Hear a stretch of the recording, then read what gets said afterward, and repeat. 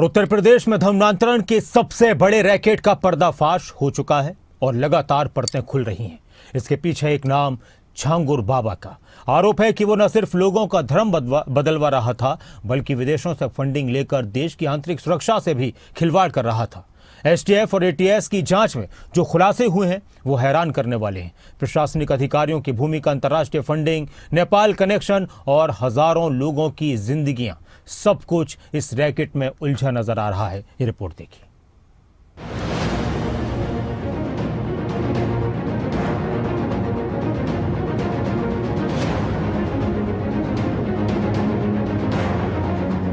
उत्तर प्रदेश में पिछले कई दिनों से छांगुर बाबा का केस सुर्खियों में है। छांगुर बाबा पर आरोप लगा है कि उसने बहुत से लोगों का धर्म परिवर्तन कराया है।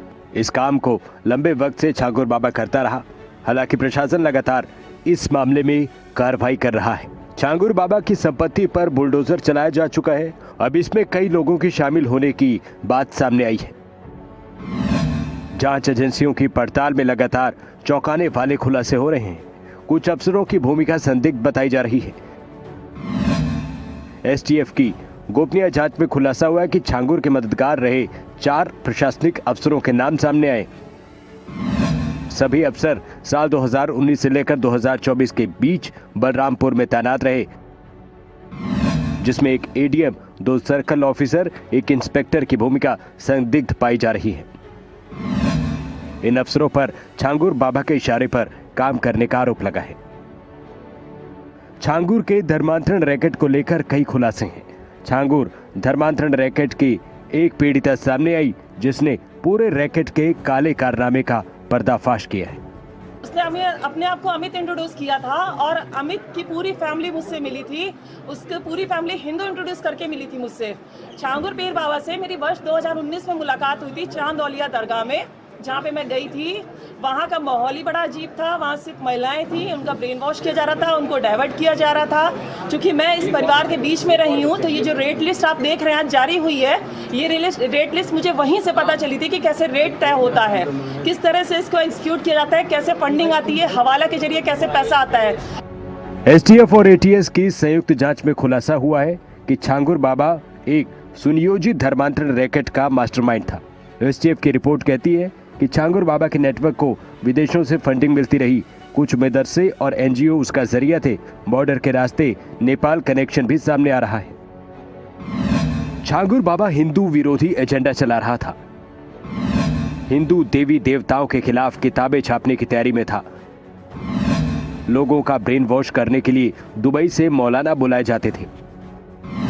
छांगुर बाबा पर विदेशों से 100 करोड़ रुपए फंडिंग लेने का आरोप है। 3000 से ज्यादा लड़कियों का धर्मांतरण कराने का आरोप है। गरीब दलित समुदाय को छांगुर बाबा ने टारगेट किया। पैसा, इलाज, शादी, नौकरी का लालच देकर धर्म बदला जाता था। नेपाल के काठमांडू, विराटनगर में बैठे कट्टरपंथी संगठनों से लिंक की जांच हो रही है।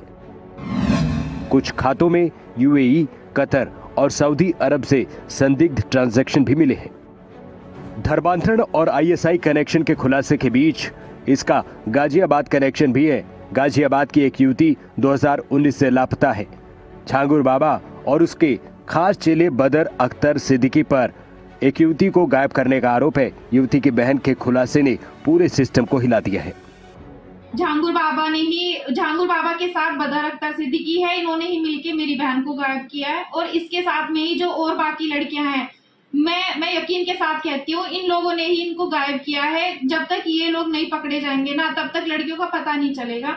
और मैं मोदी सरकार से मैं हाथ जोड़ के विनती करती हूँ कि ये ठीक है, इन्होंने बिला तोड़ दिए, 100 करोड़ का नुकसान हो गया, ये हो गया, लेकिन हमारा क्या? जो पीड़िता है, जो लड़कियां भी घर नहीं आई, उनका क्या? तो हमें और कुछ नहीं, हमारी बहन सुरक्षित अपने घर आ जाए, इस आदमी का पता चल जाए, बदर अख्तर सिद्दीकी का।